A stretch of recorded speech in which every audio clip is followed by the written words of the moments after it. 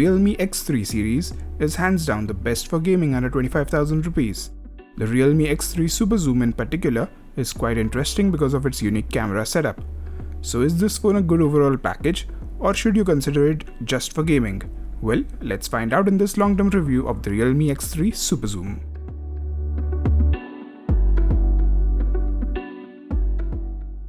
Starting with the design, I must say I really like this white frosted glass back.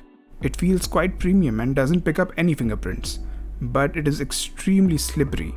The camera bump design is something Realme has used in so many phones. I am glad that they are moving away from it with the Realme 7 series. Coming back to the X3, it feels quite big and bulky in the hand, but at least the build quality is pretty good despite having a plastic frame. In terms of protection, you get Gorilla Glass 5 on both front and back. You also get some level of splash resistance as the SIM tray has a rubber gasket to prevent water from entering the phone.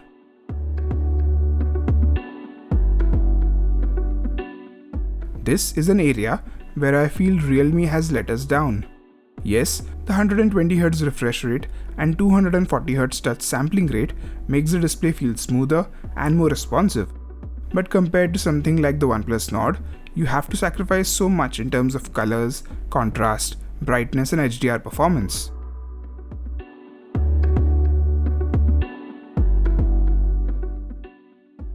Another area where Realme has disappointed slightly is the audio department.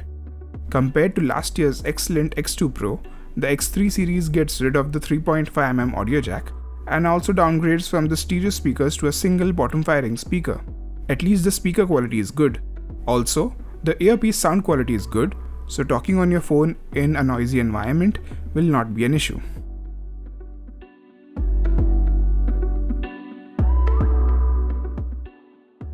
This phone has quite an interesting camera setup.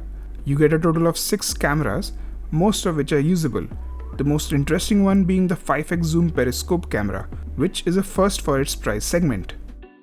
In terms of actual image quality, I'm quite pleased with the results. Realme has finally dialed down the color saturation, which is good. The HDR performance is really impressive, and this much zoom range makes the camera setup quite versatile. However, the dedicated macro camera is complete garbage. You can get better results with the main camera. Night mode is interesting.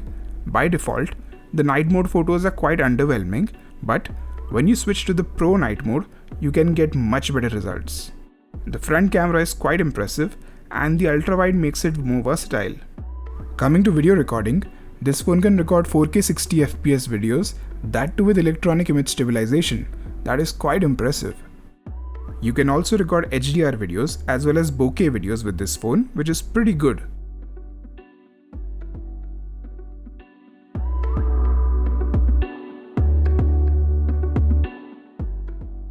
Performance department is something where this phone truly shines. It's the fastest phone in its price segment by a long shot. The combination of Snapdragon 855 Plus, UFS 3.0 storage, 120Hz display with 240Hz touch sampling rate and liquid cooling system makes this phone a gaming beast, even for long gaming sessions. Even in daily use, the phone feels extremely smooth and responsive. Here is a speed test comparison between the X3 and OnePlus Nord.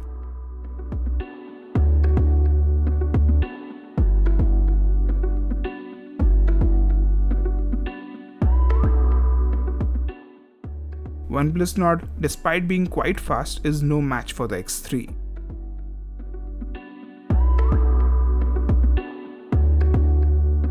In terms of software, this phone comes with Realme UI 1.0. It is extremely polished and also quite feature-packed. It does have a few issues, like a lot of bloatware that comes pre-installed and the fact that Realme's Android update track record isn't that good.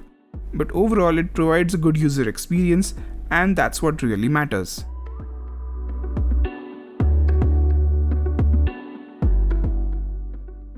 Battery department is a strong aspect of this phone.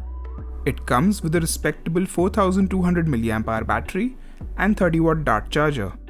In my extreme battery drain test, this phone provided over 6 hours of screen on time and 13 hours of standby, This was quite impressive given the fact that the screen was set to 120Hz and 100% brightness throughout the test. Even the charging speed is great as it goes from 0 to 100% in less than 1 hour.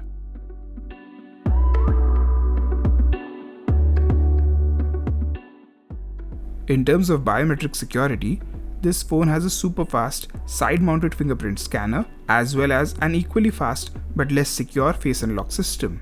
The haptic feedback provided here is pretty good.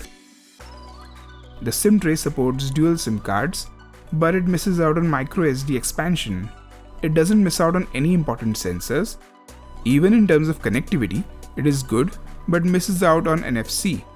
In terms of network reception, I have had no issues, and support for voice over Wi-Fi is always appreciated.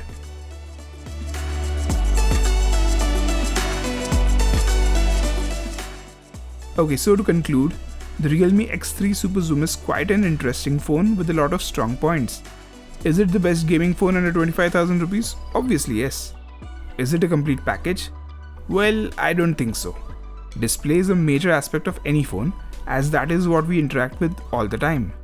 And while this display is not bad by any means, when you compare it to other phones like the OnePlus Nord, Galaxy M51, Vivo V20, Redmi K20 Pro etc., this display feels dated. And that is why I can only recommend this phone to someone who is interested in gaming or wants a Periscope zoom camera. For everyone else, OnePlus Nord or Redmi K20 Pro will provide a much better experience.